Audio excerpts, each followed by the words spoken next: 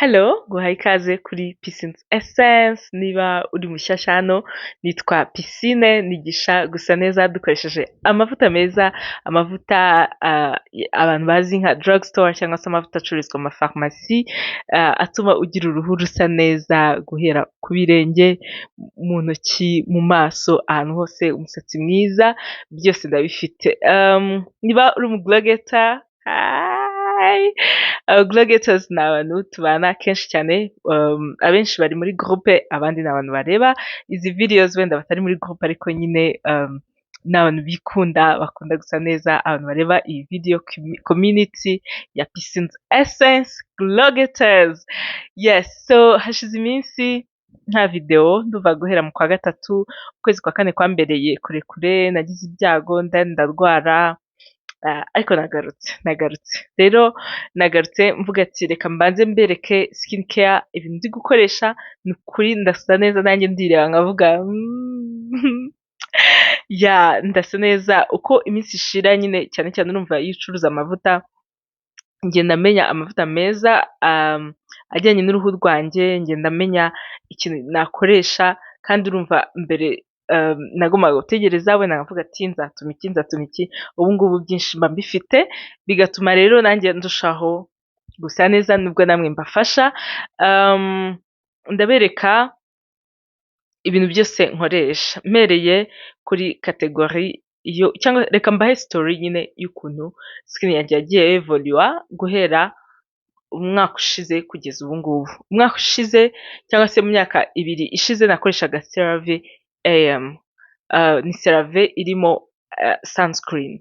Hanyuma skin yanjye uko iminsi ishira igenda niyo yankijije ibiheri, ariko po yanjye igenda igira amavuta, urumva bibaho tu. Noneho igize amavuta ndavuga reka nkoreshe CeraVe PM. Iyi ngiyi, iyi CeraVe PM nyine igabanya amavuta, kandi nta nitandukaniye na AM nuko irimo sunscreen. Aka ngaka rero karoroshye cyane, nyine kaba kameze nk'akagel kagabanya, nyine iyo ukisiga ntago gatuma uyaga. So CeraVe PM niyo nakoresheje guhera mu kwezi duva kwa 9 cyangwa kwa 10 kugeza uyu munsi. Kano ni agacupa ka kabiri. Urumva ni PM is supposed gukoreshwa nijoro, ariko njye nayikoreshaga ku manywa na nijoro, kugeza mu kwezi kwa 12 nibwo nabonye ko uruhu rwanjye rufite utuntu, harimo utuntu twinshi tw'umukara, rumeze nk'urunaniwe, rumeze nyine ama free radicals. Izuba hari ukuntu rigukubita uruhu rwose rukamera, ukabona ntirukeye. Niba ibyo bintu byibonaho wabimenya icyo ndi kuvuga. Icyo gihe rero uba ukeneye gukoresha swat toner kugira ngo uruhu rube uniform, ruse neza hose, cyangwa se ugakoresha vitamine C kugira ngo nyine fighting izo free radicals, cyangwa na niacinamide. Njyewe nahisemo kugerageza vitamine C kubera ko irimo n'aka anti aging.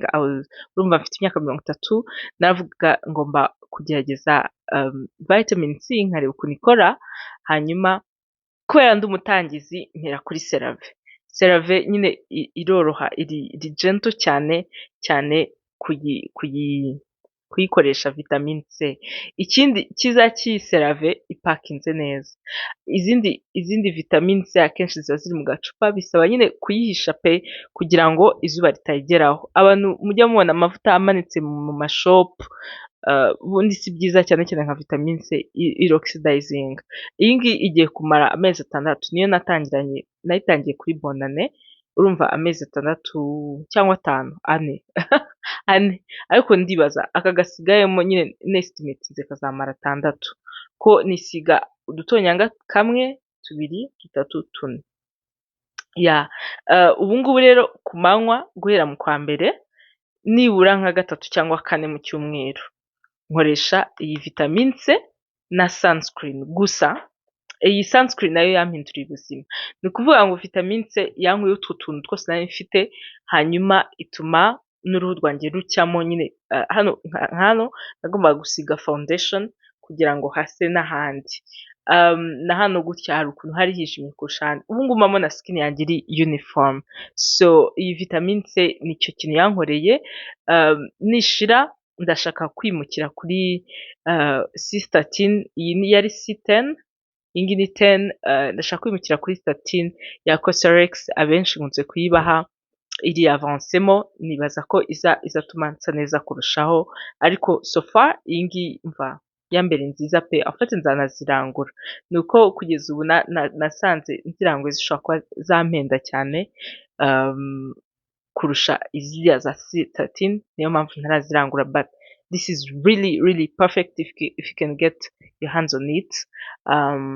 Yeah, igira pirate nyinshi, hari ahantu nageze nzibonye ngira isoni, ariko ubonye original en tout cas iyi vitamine C ni sawa. So nari nyivuga ubwo kuri utwo tuntu nyine, nari mfite utu dark spots tw'umukara twinjiramo kugira ngo dukuremo bigasaba scrub nk'iminsi ingahe, kandi nkumva ndi kwangiza skin barrier yanjye. Iriya hamwe na La Roche-Posay, aka ga sunscreen rero nkoresha kano buri cyumweru kubera urumva ndi umucuruzi, mba mfite udusample. Ubundi ni sunscreen ya La Roche-Posay Fluide Invisible, murayizi abenshi niyo nkunze kubaha, ariko urumva nyine kuva ntangiye gukorana nabo ngira amasample menshi, niyo mpamvu mba mfite utu ngutu. Iyi Fluide Invisible it's perfect, ntago igira white cast kwa kundi wisiga sunscreen ngo ibe umweru. Mbere nisigaga sunscreen ya Neutrogena imyaka myinshi kabisa, yarandinze izuba bien, ariko yaranijyaga mu maso. Ikindi kuyinogereza nyine biragoye. Iyi ngiyi rero murabizi it's perfect ku muntu, kuri skin zose Fluide Invisible irakora. Hakaba iyindi ya creme ikora nayo iri thick, yaga creme nyine wisiga ukabona ya ni keza, abantu barakazi, kaguha uruhu ruri matte rumeze neza. Ya ubwo rero ikintu navuga kuri hyperpigmentation cyangwa se utwo tuntu twirabura, utwo tubara, utwo tuntu twose akenshi ntabwo ari ko umuntu aba yaravutse, ni ibintu uhura nabyo hirya no hino bihindura uruhu rwawe. Ibi bibiri navuga ko vitamine C na sunscreen byankoreye pe. Of course ubwo ni ukuvuga ngo ku manywa, kambibasobanurire neza, ku manywa amavuta nisiga iyi vitamine C gusa, nkisiga na sunscreen byonyine. Hanyuma nijoro ubu ngubu nkakoresha PM, CeraVe PM nijoro gusa, ni ukuvuga ngo ni PM yonyine nisiga ngiye kuryama mu maso. Hanyuma rero nababwiye ko nagize icyo kintu kinarwaye hano, bituma nkoresha Cicaplast Balm. Ndabona ko ibintu byose ndi kubereka byashizemo. Iyi Cicaplast Balm irimo panthenol cyane cyane, niyo ituma skin barrier igaruka. Abantu bitukuje, abantu bisize amavuta runaka akabangiza, abantu bafite uruhu rwumagatanye rudasobanutse, iyi irakora cyane kuri skin. Njye navuga ko ikora kuri skin zose, niyo mfite agasebe, niyo mfite iki, ni umuti nyine ubundi sinyanyivura. Ubwo rero kuva mu kwa kabiri, yego ndumva ari kuva mu kwa kabiri, cya gihe hari izuba ryinshi, natangiye gukoresha Cicaplast Balm mu maso. Nabwiye ko nkoresha iyi vitamine C wenda nka 3-4 mu cyumweru, ni ukuvuga ngo iminsi ntayikoresheje nshobora gusiba nkakoresha iyi Cicaplast Balm. Cicaplast Balm nyisiga mu maso ku manywa, nyisiga nijoro, aho mbyibukiye hose. Ni ukuvuga ngo iyo ntisize CeraVe PM nijoro, Cicaplast Balm ni ukuvuga ni amavuta. Hari n'igihe ngenda, kuko ndagenda cyane, ntabwo nshobora nyine ndavoyaja pe hagati cyane between cities, so iyo nagenze ngendana akenshi kano, urabona karoroshye gukanaga muri bag kurusha biriya bintu byose.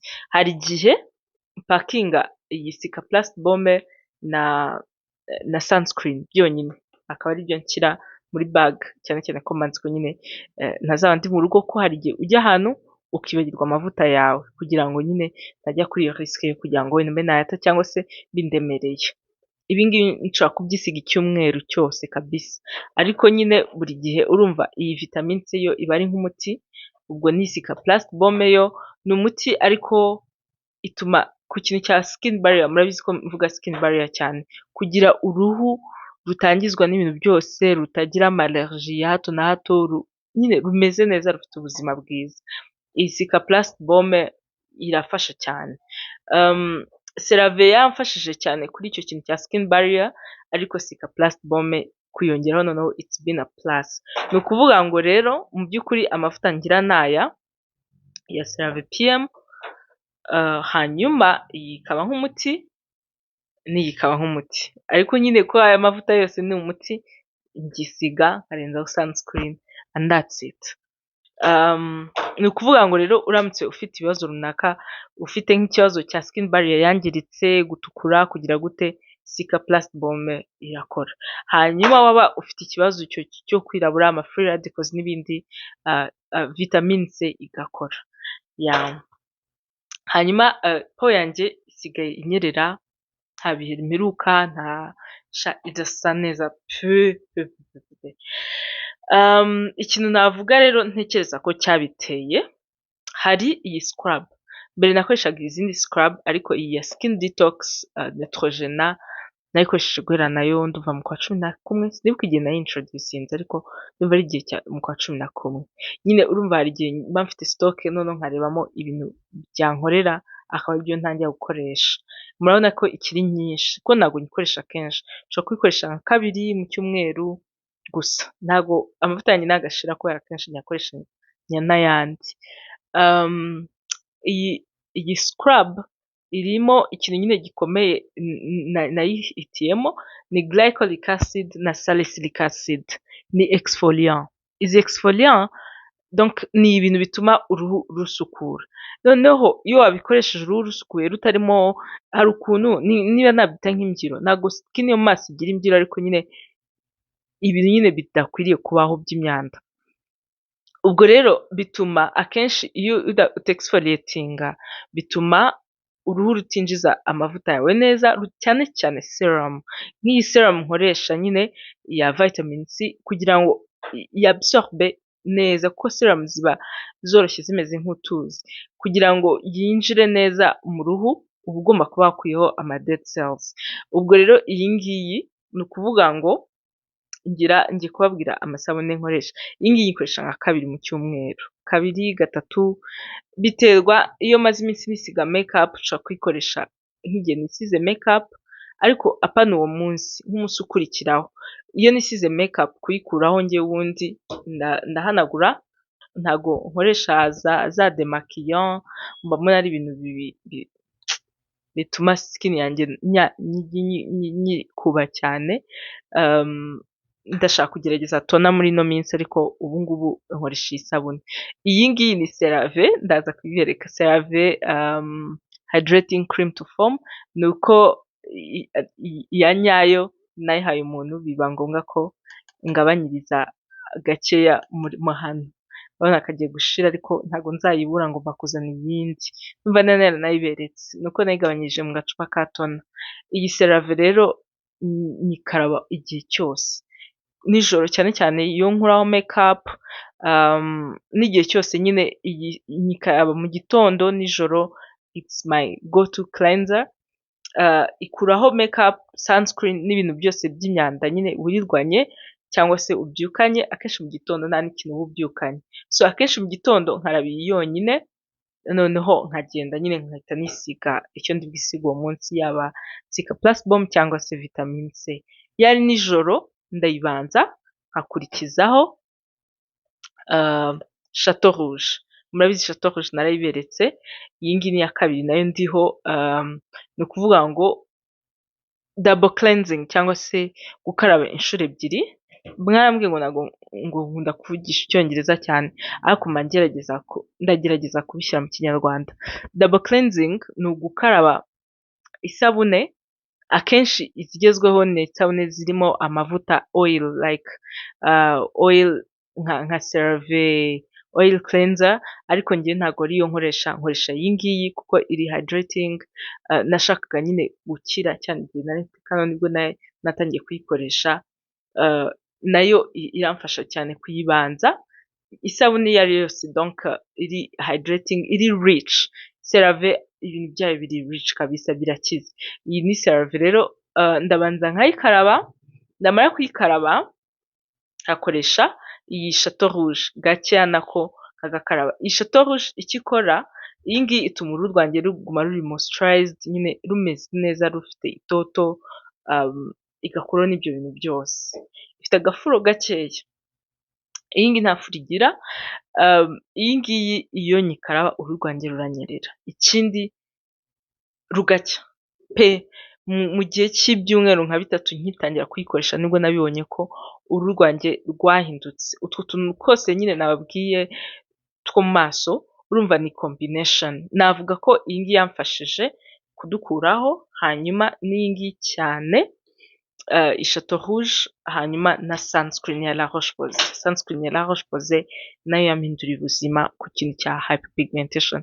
Ntabwo navuga ko njye nari mfite hyperpigmentation, ahubwo nari mfite uruhu rutari uniform, nyine rurimo utuntu ku buryo bisaba foundation kugira ngo hose hase, ariko ubu ngubu akenshi mukunda kubona amafoto yanjye nk'ifoto mfite kuri profile ya WhatsApp, akenshi cyane uyu munsi nashyizeho aga foundation gakeya, ariko kenshi ntayo mba nashyizeho kandi mba nsa neza. Ndumva nabaha recap kugira ngo mubashe kumva ibyo navuze byose. Ni ukuvuga ngo mu gitondo tuvuga uyu munsi, nabyutse nkaraba iyi ngiyi CeraVe Hydrating Cream to Foam, ntabwo iba iri muri iri cupa, nayihinduriye muri iri cupa. Hanyuma nkoresha iyi vitamin C, nibagiwe kuzana eye cream. Buri gihe mbanza eye cream, nkabona gukoresha iyi vitamin C ahatari amaso. Ni ukuvuga ngo iyi ngiyi nyisiga aha. Hano mba nasizeho eye cream ya CeraVe. Hanyuma nkahita nisiga iyi vitamin C. Nkayinogereza ariko bitari cyane. Ifite ukuntu imera nk'utuzi iyo umaze kuyisiga. Hagacamo tuvuge iminota 4, hanyuma nkabona kwisiga sunscreen. Muri iyo minota 4 tuvuge mba ndi kwisiga ku mubiri, cyangwa hari ikindi kintu ndimo gukora muri douche, hanyuma nkabona kwisiga sunscreen. Sunscreen isiga ni La Roche-Posay Fluide Invisible. Ntabwo iba iri muri aka gacupa, ndabashyira agacupa kayo. Hanyuma tuvuge iyi ngiyi ndayisiga uyu munsi ni kwa mbere no kwa kabiri. Ku wa gatatu nisige iyi ngiyi, ni balance. Impamvu ni uko njyewe numva nyine nkeneye iyo hydration, kuko iyi iravura ariko mu by'ukuri ntabwo ari moisturizer, ubwo rero iyi ngiyi wenda ku wa gatatu aba ariyo nisiga. Iyo nyisize mitanyaga, ifite ukuntu iba ari umweru, urayinogereza neza ugahita uyagayagayaga, hanyuma arenzaho sunscreen uwo munsi ku manywa na nijoro.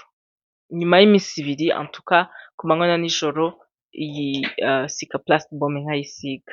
Noneho ndasensinga ngewe nkavuga ati wenda uruhu rwanjye ndumva rumeze ukuntu, narukoraho maze nko koga mu maso nkumva intoki ziracyanyerera, bivuze ngo ntabwo rwakeye neza. Aho ngaho mpita nkoresha scrub. Nababwiye ko ubwo buri gihe noga iyi sabune, aho ngaho mpita nkoresha iyi scrub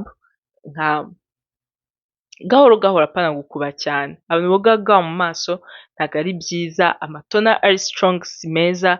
Hari amatona n'abazaniye ya rice y'umuceri atuma uruhu rucya kandi atari ibintu bikomeye.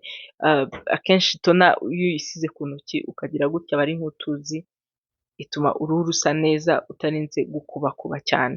Ubwo rero iyi scrub niyo ngiye mpita nkoresha iyo numva uruhu rwanjye rukeneye kuvaho ama dead cells. Nigeze kubereka akaroso nakoreshaga ndagafite, nabuze ikintu nkakoresha nyine kuko iyi scrub yabinkorera. Hanyuma namara gukoresha iyi scrub cyangwa se iyi sabune nijoro, nkisiga CeraVe PM. CeraVe PM nkayisiga donc iminsi yose, kaba kanyerera koroshye, it's perfect. Akenshi noga mu maso nko masaa moya.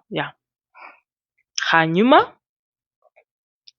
nabwiye ko nka nyuma y'iminsi 2, tuvuge umunsi nisize iyi ngiyi ku manywa na nijoro, nshobora guhitamo umunsi wose nkayisiga ku manywa na nijoro, nkisiga Cicaplast Balm. Igihe cyose numva, habaho igihe numva nk'uruhu rwanjye gukerwa, ntabwo mba nzi ikintu cyabiteye, cyangwa wumva rurananiwe, wumva nta bintu byinshi ushaka kwisiga, wumva rukeneye nyine gukira extra care, iyi Cicaplast Balm niyo nkoresha, aba ari nk'umuti mbese. Hanyuma iyi sabune ya Chateau Rouge, ni ukuvuga ngo iyo noze iyi ya CeraVe, nshobora kuvuga ati okay, reka nkoreshe Chateau Rouge. Ibyo ntabwo nzi ngo mbihitamo gute, ariko nyine ntabwo nshobora kuyikoresha nakoresheje iyi scrub, hagomba gucamo iminsi kuko iyi ngiyi ifitemo lactic acid, irakeshamo, ariko urumva cyane cyane ifitemo exfoliant. Lactic acid ituma uruhu rworoha, cyane cyane ku ruhu ruri dry. Urumva rero iyo balance ya lactic acid, glycolic, salicylic acid ni ama exfoliant amfasha kugira uruhu runyerera, rukeye, rudafite ibyo bintu byose. Hanyuma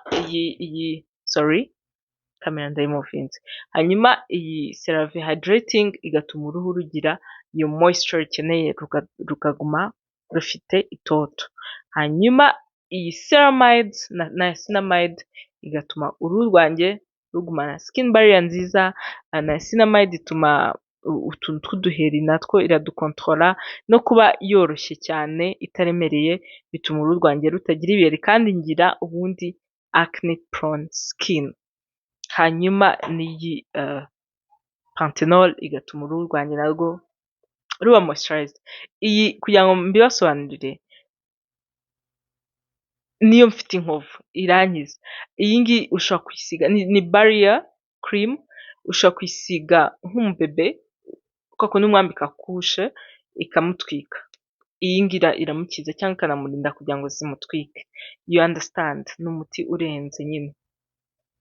Nibyo bintu nisiga mu maso. Hanyuma mu musatsi, akantu kamaze iminsi kampindurira ubuzima ni aka Mercy Ointment, nkasiga kuri scalp mfitemo udututa, n'igihe nari mfite ibisuko, bituma imvuvu zitaza ngo nyine zanduza umusatsi. N'ubundi nta mvuvu ngira, ariko kambereye keza cyane.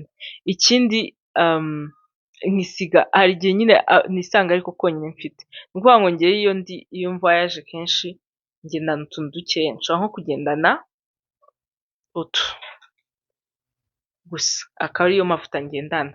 Urabona rero aka ngaka kari safe, narakagerageje ku mubiri, aka Mercy Ointment k'umubiri, ariko kagira utuntu tw'umweru, bisaba kukanogereza cyane, but it's safe. And again, ufite ibibazo by'uruhu, ise, ibya bintu nyine uruhu rurwara biri fungal, ibimeme, kano karabikiza cyane. Hanyuma hakaba Shosho Cream, murabona ko yashize. Ufite tumaze kumara Shosho Cream nyinshi, ndumva zirenga 5, yego, ko iyo ngiye guswiminga, iyo ngiye koga, nagiraga allergie muri pool, nakoga nkishima cyane. Shosho Cream rero iyo mvuye koga ako kanya, kugira ngo uruhu rwanjye rutumagara, kuko imeze nk'igikotori, ndayisiga, umva ndayisiga pe, ndayisiga nijoro, n'ubu nijoro niyo naraye nisize. Iri safe ku muntu ufite uruhu ruri normal, kuyisiga cyane cyane nijoro ukaryama. Nk'iki gihe tugiye kujyamo cy'izuba, ufite ka Shosho Cream kawe kukwisiga nijoro, ku muntu udafite oily skin, karakora cyane cyane pe.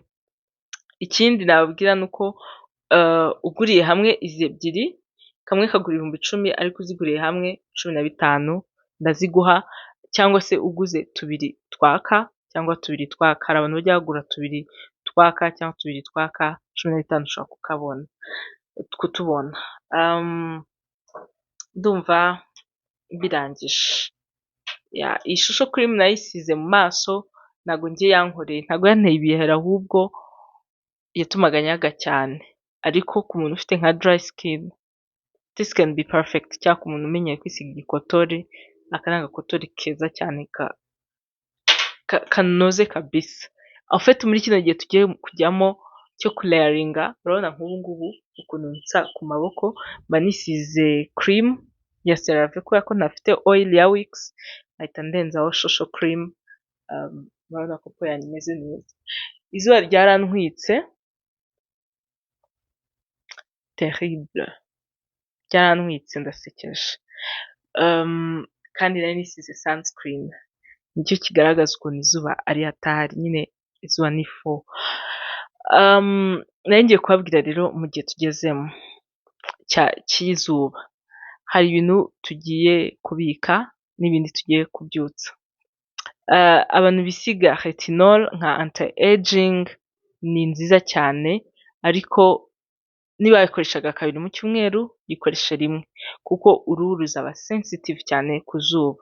N'ubundi rimwe irakora, retinol mva irarenze, irakora niyo wayikoresha rimwe, upfa kuyigumaho ukaba consistent, igenda mu mubiri igakora ibyo igomba gukora. Ni anti aging iruta izindi. Ubwo rero mu gihe udakoresha retinol ushobora gukoresha peptide. Hari serum mfite zifite peptide, hari ama creams nka Haru Wonder, Phytocentella peptide complex, something like that. Mfite ubu ngubu amavuta amaze kumara menshi, hari n'igihe ntayavuga mu maso yose, ariko I have ama cream serum n'ibindi byose bifite peptide ushobora gusimbuza retinol, pro-retinol n'ibindi byose bifite retinol muri kino gihe cy'izuba. Ikindi ni niacinamide, ni nziza cyane kuyikoresha ku bantu barwaye ibiheri, aho kugira ngo ukoreshe ama exfoliant ari strong nka za salicylic acid. Hari umuntu usanga afite salicylic acid, afite retinol, afite ibiki, kugira ngo ibiheri bishire ntabwo ari ngombwa. Ushobora gukoresha niacinamide ikagufasha kuregla amavuta no kuregla uruhu rwawe. Ubu urumva rero tuzakoresha niacinamide cyane kurusha za salicylic acid n'ibindi. If you wanna use salicylic acid, glycolic acid, nyine ama exfoliant nk'ayo ngayo, ama BHA, HA nibyo bita AHA. Donc ni ibintu bikuraho n'ubundi amakushe adakenewe ku ruhu. Ni byiza kuzikoresha nijoro. Nka of course CeraVe blemish control, nizere ko umuntu wese uyifite ayikoresha nijoro. CeraVe SA smoothing cream, ushaka kugira uruhu rwiza rwaba kuva mu maso kugeza ku birenge no munsi y'ibirenge, ufite SA smoothing cream ukasiga nijoro, ku manywa ukisiga ikindi kintu aka moisturizer keza karimo ceramide, nyine ku buryo nijoro upilinga ukuraho dead skin, hanyuma ku manywa ukisiga ibintu moisturizinga ceramides nka CeraVe. Nkanjye mfite CeraVe nkagira na ya yindi Lubriderme, donc n'ama ceramides ku buryo uruhu ruguma rufite ubuzima bwiza. Ubwo ni byiza cyane gukoresha ama exfoliant nijoro. Hari creme, hari lotion za Korea naberetse, niba ari RX vitamin, ni nziza nazo zirapilinga. It's also good ushaka gukura agakushe kirabura, kuyisiga cyane cyane nijoro, ku manywa ukisiga amavuta meza amoisturizing. Nyine muri kino gihe tuza pairing, tuzakoresha ibintu bibiri, donc ibya nijoro n'ibya ku manywa, kugira ngo ugira iyo balance yo gusa neza. Ubwo nyine ndimo kubwira umuglogeta wa wundi uvuga ngo mfite amafaranga yo kugura amavuta meza, ntago nzi icyo nahitamo, what can I do? Mu gihe ufite ayo mavuta yonyine, tuvuge nka RX vitamin, ukayisiga ni sawa, ariyo ari safe cyane. Ariko ufite n'ayandi wisiga ku manywa ariko ukayisiga nijoro, it's going to be perfect. Abantu bisiga za Medix nijoro ni byiza, hanyuma ku manywa ukisiga ayandi.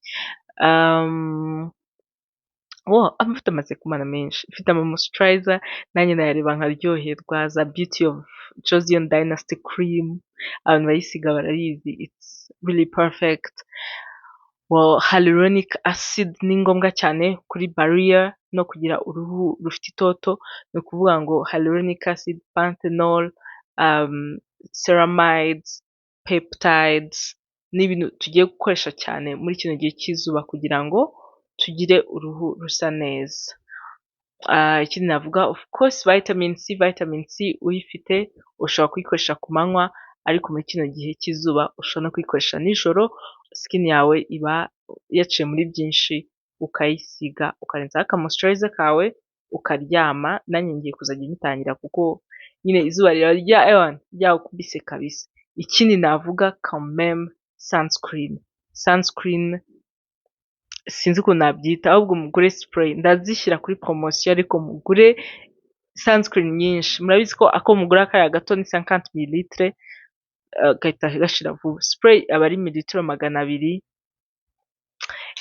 igura 56, ushobora kuyisiga ukayimarana igihe kinini urumva ntabwo uba uhenzwe kandi muri kino gihe turimo please izuba nta mpamvu yo kugutwika, reba nkanjye kweri, kandi ubwo ngo nisize sunscreen. None iyi kanzu nagomba kuzayambara ahantu ariko ndi kubitekerezaho nkavuga se ubu nzagenda mfite iki kirongo, ni hatari, ariko ndizera ko kizaba cyashize. Ndimo gukoresha agasabune ka Kojesan kugira ngo bishire, nako ntabwo ngakoresha buri munsi, ngakoresha 3 mu cyumweru nijoro gusa. Ntabwo nshaka ko hashize nk'ibyumweru 3 ngize iyi sunburn, ariko nyine nta mpamvu yo guhita wikunyura ngo ukubakube ukoresha amavuta atukuza. Ndayafite, mfite nka golden glow yatuma nyine bihita bivaho, ariko kuri njye nta kibazo bitwaye kuko bizashira I know with time. Ariko ku muntu ufite hyperpigmentation iri strong, golden glow nk'ubu ngubu ariko warayikoresheje ko hari abantu badakira ibi bintu ikabikuraho vuba. Ikindi rero nababwira muri kino gihe tugiye kujyamo ni ukwirinda amavuta yangiza uruhu, ama éclaircissant. Mana yanjye reka mbabwire, hari igihe mbona umuntu yisiga amavuta